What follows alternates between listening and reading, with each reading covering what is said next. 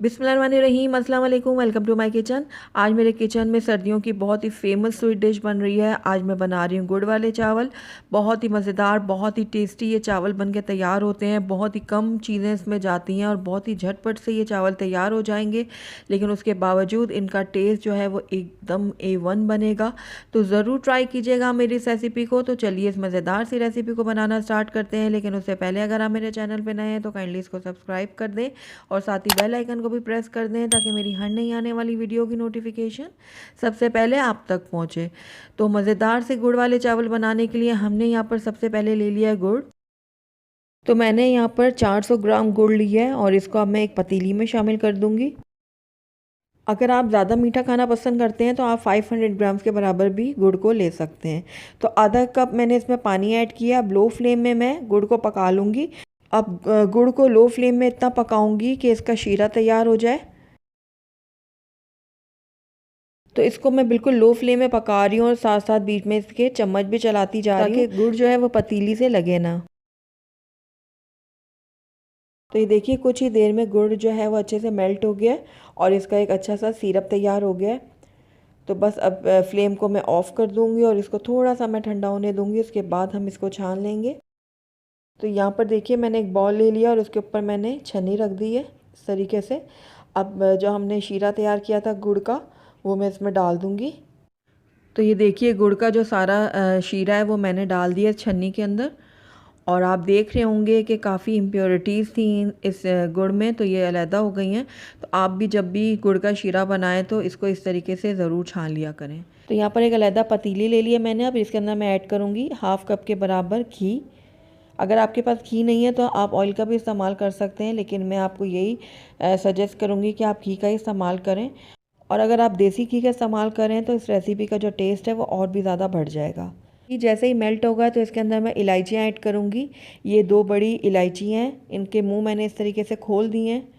ये दोनों इलायचियाँ मैं इसमें शामिल कर दूँगी घी में और इनको मैं हल्का सा फ्राई कर लूँगी।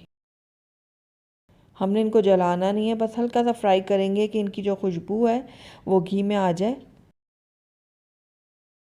तो थोड़ा सा फ्राई करने के बाद इसके अंदर मैं पानी ऐड करूँगी। तो यहाँ पर तकरीबन 1.5 गिलास पानी का इस्तेमाल किया है मैंने। तो पानी ऐड कर दिया मैंने पतीली में। अब इसके अंदर हम चावल ऐड करेंगे।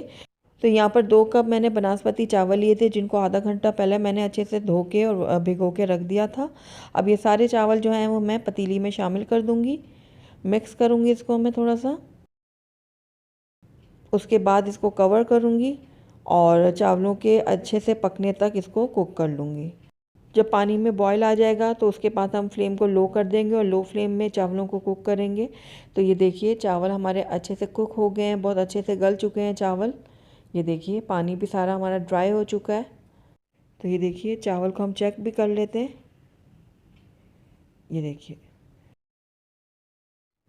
बहुत अच्छे से कुक हुए हैं चावल हमारे। 100% तक हमने इनको कुक कर लिया है। अब इस टाइम पे आकर इसके अंदर मैं ऐड करूँगी गुड़ का शीरा। तो यहाँ पर जो हमने गुड़ का शीरा बना के रखा हुआ था वो मैं इसमें सारा इस तरीके से फैला के डाल दूँगी। मिक्स कर लूँगी अच्छे से मैं। गुड़ के शीरे को हमें चावलों के साथ अच्छे से मिक्स करना है।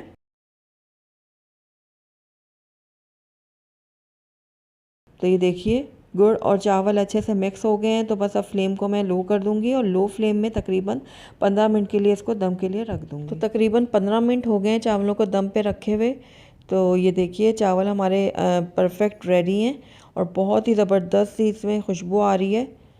और ये देखिए बहुत अच्छा सा इसको दम भी आ चुका है।